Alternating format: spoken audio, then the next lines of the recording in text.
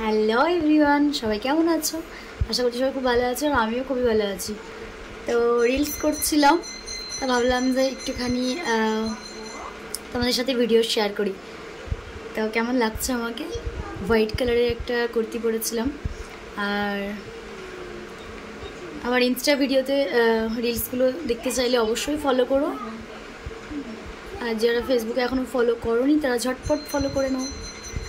তো তোমরা কেমন আছো? আশা করছি যে সবাই খুব ভালোই আছো।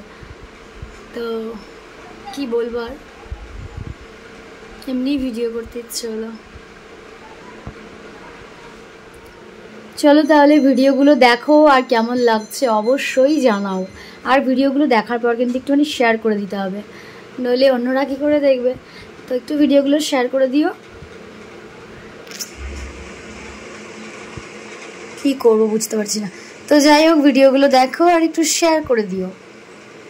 তো ইনস্টাগ্রাম আমার পায়েল হালদার সার্চ করলে পেয়ে যাবে। আর ইউটিউবে যারা এখনও আমাকে সাবস্ক্রাইব করনি তারা ঝটপট একটু সাবস্ক্রাইব করে নাও। তাহলে চলো, ভালো থেকো সবাই, সুস্থ থেকো, টাটা।